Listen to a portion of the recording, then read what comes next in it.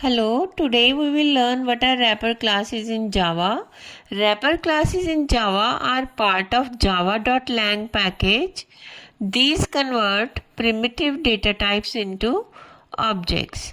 Each primitive data type, byte, short, int, long, float, double, boolean, and char, has a corresponding wrapper class.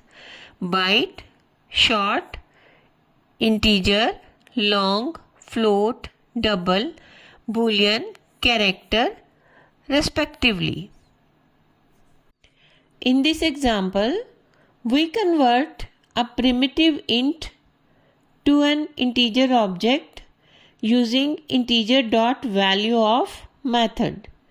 We then convert the integer object back to a primitive int using int value method.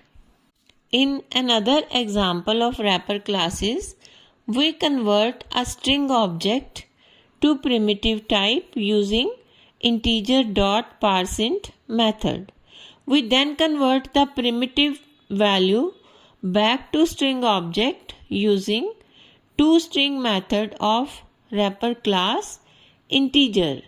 So wrapper classes allow us to use primitive data types in situations where objects are required. If this video is helpful, then please like the video and subscribe the channel. Thank you.